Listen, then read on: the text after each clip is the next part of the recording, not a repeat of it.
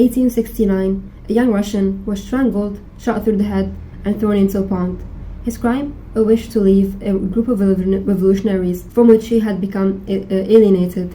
This catastrophe was the inspiration that inspired Fyodor Dostoyevsky's Demons. This is the most complex novel I have read from Dostoyevsky so far. It starts off very slow-paced. We're following mostly in the beginning Stepan Trofimovich and Varvara Petrovna, who, although they're not the main characters per se, they give us a glimpse of Nikolai Stavrogin and Pyotr Stepanovich upbringing, because Pyotr Stepanovich is Stepan Trofimovich's son, and Nikolai Stavrogin is Varvara Petrovna's son. Although Pyotr didn't grow up with Stepan, because Stepan just gave him off to his aunt to raise him. He was not the greatest father.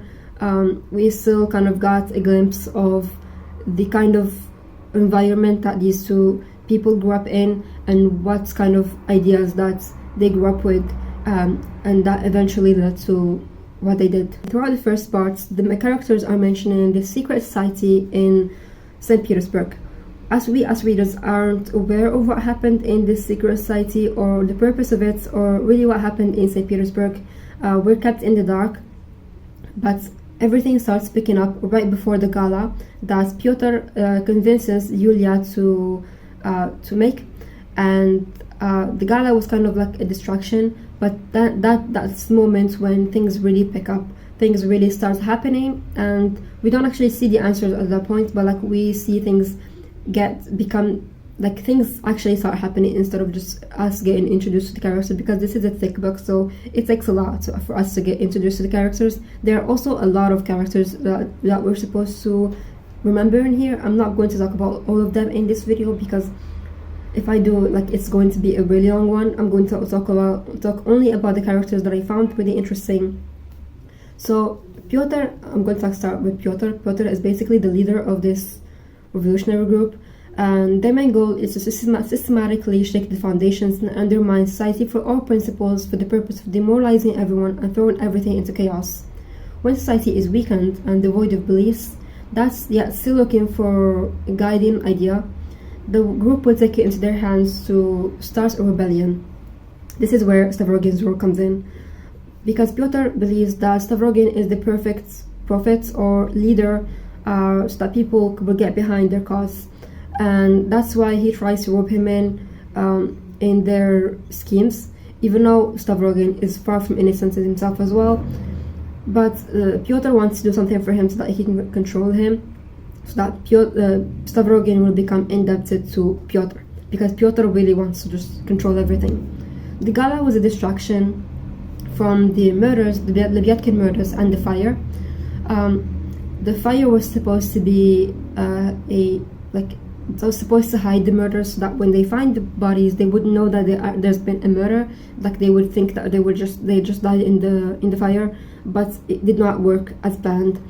And the reason for the murders, the Lebyadkin murders, was because Stavrogin was married to Lebyadkina. He had kept that marriage secret. Only Shatov and Kirillov know about the marriage, and he recently announced marriage. So when the Lebyatkins turned out dead, who is the first suspect is Stavrogin, Nikolai Stavrogin, especially because at that point he was with Lizaveta, so people naturally assumed that he had her killed off so that he can marry Lizaveta instead. But that's not really, we don't actually know if he is actually the one who caused the murder. We know that he knew the murders are going to happen, but was he actually the one making the decisions? We don't know. But again, that's the gossip that was going on, and Pyotr wanted to kind of control Nikolai based on this murder, so that now he is obliged to be really obliged to be in their group. In the gala, Pyotr talked to the general, who is Yulia Mikhailovna's husband. I think it's general, but there's so many characters, I might be wrong about his name, but he told the group that it was Shatov who talked to the general, and he convinced them that Shatov wants to denounce them, and the only solution they have so that Shatov wouldn't denounce them is if they murdered him, so that they would save themselves. And the group just went on with it because they're just scared, they don't want to be outed. So Shatov didn't really do anything. He was just framed by Pyotr Stepanovich. Shatov was such an interesting character. I think he is my favorite character. He's a student who got into this revolutionary ideas, and so that led him to becoming a part of the secret society. And after he went to the USA with Kirillov, more on him later, he got disillusioned by the whole thing. He wanted to leave the group. He just didn't really see a purpose of their ideologies. He just kept himself far off from everyone. He just really just distanced himself from everyone and everything until his estranged wife comes back. He hasn't seen her, I think, in 2 years, and when she comes back, she's in labor. He did not question it. He did not really ask her anything. Just immediately went to look for help, and he wanted to sell everything he owns so that he can pay for like the midwife for the delivery. He was willing to do everything just for her sake, for her comfort, for his, even though he's not his child, but like he just wanted to start this new life. And for the first time, he feels like this action feels like it's a rebirth for Shatov. Like for the first time in his life, he has a purpose. He feels like he has something to look forward to, something to make him happy. But unfortunately, this beautiful moment just was cut short so quickly, because you guessed it, he was murdered and thrown into a river. This Shatov is a character who was inspired by the first Russian guy who I talked about in the beginning of this video. And although I knew this was going to happen, because it literally says it in the back of this one, because I have 2 editions, it says it in the back. It doesn't say that they're going to kill Shatov, but they say they kill someone. And I kind of got this idea that it was going to be Shatov, because he was the one who is alienated from everyone. I still that moment still made me emotional, especially after his wife and his was looking for him and doing everything to find him, and then eventually she ended up dying, her and her son again. As I said before, this was all planned beforehand, so they knew exactly how to get out of all of this. The group, I mean, Kirillov is going to commit suicide and be blamed for everything, even though he didn't do anything. He was not the one responsible for the fires. He did not kill the Lebyatkins. Lebyatkins were killed by Fedka, the convict, who was paid. He also did not kill Shatov, and he was not with the group when they killed Shatov. I think he wasn't even aware that they're going to kill Shatov, or was against it, because he's also kind of not stable, not really sane. Kirillov had this strange ideas. He believes that when someone commits suicide, then they are going against God's will, and they are going against their own self-will, therefore they are God. And he believes in this idea so fully and so deeply that he is willing to do anything to prove it. And by prove it, I mean kill himself. And so he was in on it, even when they told him that he's going to take the blame for everything. He didn't care, because he will be dead anyway.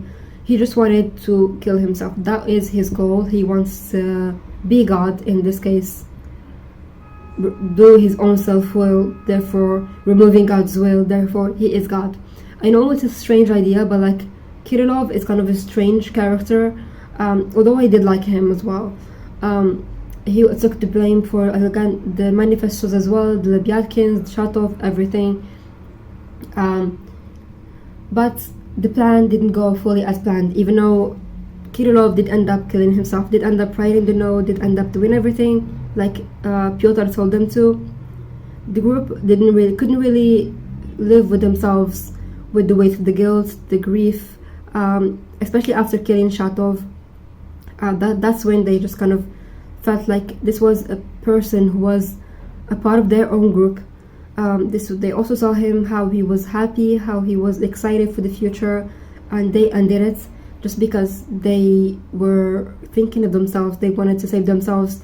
They were worried that he might denounce them. but they had no proof that he will actually denounce them. He just wanted to cut ties with all of them and just live life away from all of that stuff. But they made that they ended that, and so most of them couldn't really live with the guilt of all of that. So Yamchin ended up confessing everything, but he didn't say anything about Stavrogin. He wanted to keep he had said that Stavrogin is innocent when he is very far from innocent. Which brings us to Stavrogin, who in my opinion is the most vile, the most interesting, and the most unlikable character all at the same time. From the beginning we are introduced to Stavrogin, and we know he is very careless, like he would do anything. He lets his intrusive thoughts win, and he will do just anything. He does not care how he's perceived, he does not care about anyone around him. There's this scene in the beginning of this book where I don't remember who was talking, and he just decided to pull his nose. Just because there's absolutely no reason for him to do that, but he just wanted to do it. And so we know that his character is just, he's just a careless character. He doesn't care about anything. He's also involved with almost every single female character in this book. He's married to Libyatkina. He's involved with Elisabetta. He's also involved with Daria, who is Shatov's sister. He's also the father of Shatov's wife's son. So literally, also he's involved with Matryoshka, who we'll talk about later, this little girl. And he just, even though he has so many relationships, so many liaisons, so many other things, he does not care about a single person out of these people I met. I only mentioned these ones because these are the ones that I named characters. There are characters he's involved with that aren't named, or just we weren't introduced to these characters. Nikolai Stavrogin is the quintessential nihilist. He's an atheist. He also doesn't believe in morality, faith, meaning. He rejects all of these. He just wants to act out and just seek extreme experiences.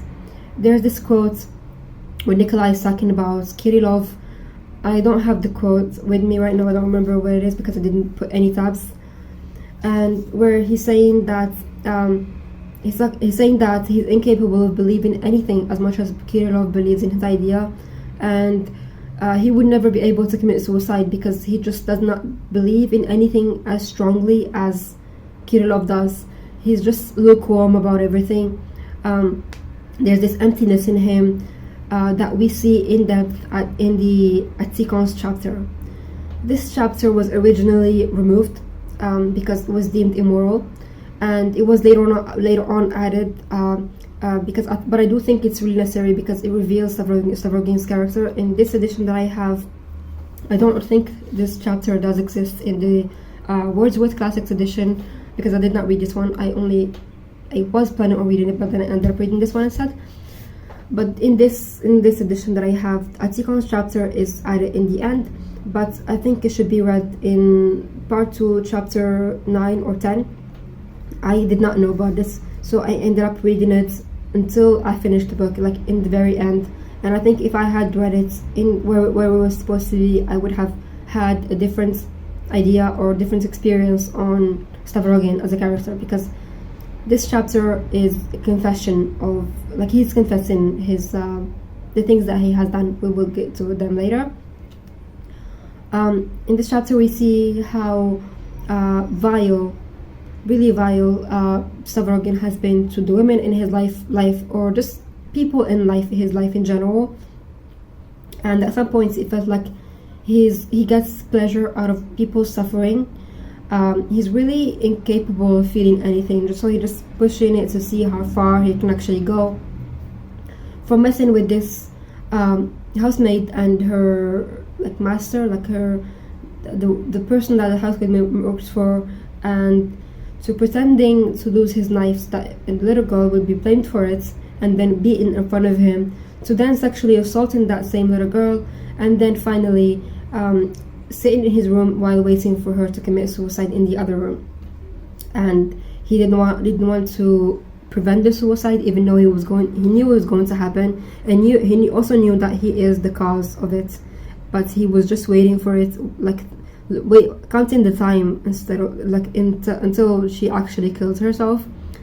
And he has no remorse for his actions, any like whatsoever. He said that he will publish his confession, but he eventually, in the end, he fails to publish the confessions like he said he would, and in the end of the book he commits suicide. And I think Dostoevsky really killed him to show off that people cannot live with spiritual death, and that nihilism is unnatural to the human nature. That's my interpretation, because only before then he said, like when Stavrogin is talking to Daria, like not talking to her, but like when he sent her a letter, he said that he would never commit suicide because he never believes in anything, but eventually he did commit it. So he doesn't actually believe in him not committing suicide, so he doesn't actually believe in anything. He just as I said, he has this spiritual death, and he's a nihilist. He doesn't care. He just does things for the sake of doing them. So eventually, even though he said he wouldn't do it, he ended up doing it in the end. And to finish off this book, I want to talk about Stepan Trofimovich. He's the complete opposite of Nikolai Stavrogin, in the sense that he feels everything so deeply. He falls in love with every person he meets. He's willing to talk about his life and like literally just open up to everyone, even after meeting them very shortly. He also is he makes a fool of himself sometimes. He has this strange relationship with Varvara Petrovna, who when literally he fails to confess his feelings to her for 20 years, and he just makes dumb decisions. But in the end, you can't help but feel for him, because he's such, he's just doing things not because out of malice, but just because that's just the way he is. And unlike Stavrogin, I think Dostoevsky did this on purpose to show this huge contrast between these two characters, because Stepan Trofimovich was Nikolai Stavrogin's tutor, so he has spent a lot of his childhood with him. And to end this review and this video, I will leave you with a quote from Stepan Trofimovich. The entire law of human existence consists merely in the fact that man has always been able to bow down before something immeasurably great. If people are deprived of what is immeasurably great, they will cease to live and will die in despair. The immeasurable infinite are just as necessary to man as is this small planet on which he lives. My friends, everyone, all of you, long live the great idea, the eternal, immeasurable idea. Every man, whoever he is, needs to bow down before the great idea. Even the most stupid of men need something great. Petrusha, oh how I yearn to see them all again. They don't know that this same eternal great idea is contained within them. I think this really just summarizes the group, their ideas, and finally he realizes that this is what they've been missing.